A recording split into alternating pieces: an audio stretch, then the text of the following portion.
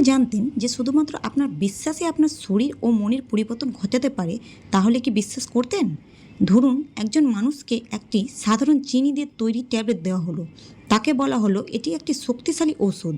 কয়েকদিন পর দেখা গেল তার ব্যথা কমে গেছে, উদ্বেগ কমেছে, এমনকি শরীরেও ইতিবাচক পরিবর্তন এসেছে। অথচ সে যে ওষুধটি খেয়েছিল তাতে কোনো সক্রিয় ওষুধই ছিল না। এটাই হলো প্ল্যাসিবো এফেক্ট, যেখানে আমাদের বিশ্বাস যেখানে আমাদের বিশ্বাস, প্রত্যাশা এবং মস্তিষ্ক একসঙ্গে কাজ করে বাস্তব পরিবর্তন তৈরি করতে পারে। প্লেসিবো এফেক্ট কি? প্লেসিবো শব্দটির অর্থ হলো এমন একটি চিকিৎসা বা ঔষধ যার নিজস্ব কোনো পাওয়ার নেই, কিন্তু রোগী যদি বিশ্বাস করে যে এটি তাকে সুস্থ করবে, তাহলে অনেক ক্ষেত্রে তার শরীর ও মন সত্যিই ইতিবাচক প্রতিক্রিয়া দেখায়।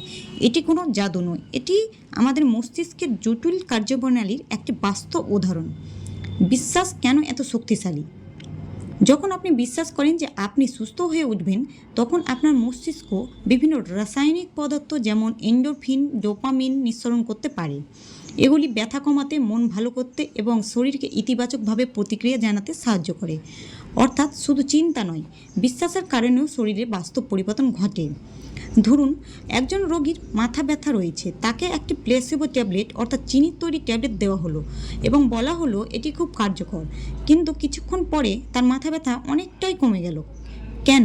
কারণ তার মস্তিষ্ক বিশ্বাস করেছিল যে চিকিৎসা শুরু হয়েছে এবং রোগীর মাথা ব্যথা রয়েছে, তাকে একটি প্লেসিবো ট্যাবলেট অর্থাৎ চিনির তৈরি ট্যাবলেট দেওয়া হলো এবং বলা হলো এটি খুব কার্যকর। কিছুক্ষণ পরে তার মাথা ব্যথা অনেকটাই কমে গেল। তার মস্তিষ্ক বিশ্বাস করেছিল যে চিকিৎসা শুরু হয়ে গেছে এবং সেই বিশ্বাস শরীরের স্বাভাবিক নিরাময় প্রক্রিয়াগুলিকে সক্রিয় করে তুলেছিল। চিকিৎসা বিজ্ঞানে প্লেসিবোর ব্যবহার। নতুন ঔষধ বাজারে আনার আগে বিজ্ঞানীরা সাধারণত দুটি গ্রুপে আসল গ্রুপ ওষুধ পায় এবং দ্বিতীয় গ্রুপ ওষুধ পায় না। যদি আসল ওষুধ প্লাসিবোর তুলনায় অনেক উল্লেখযোগ্যভাবে ভালো ফল দেয়, তখন সেটিকে কার্যকর হিসাবে ধরা হয়। কারণ প্লাসিবো আধুনিক চিকিৎসা গবেষণার একটি গুরুত্বপূর্ণ।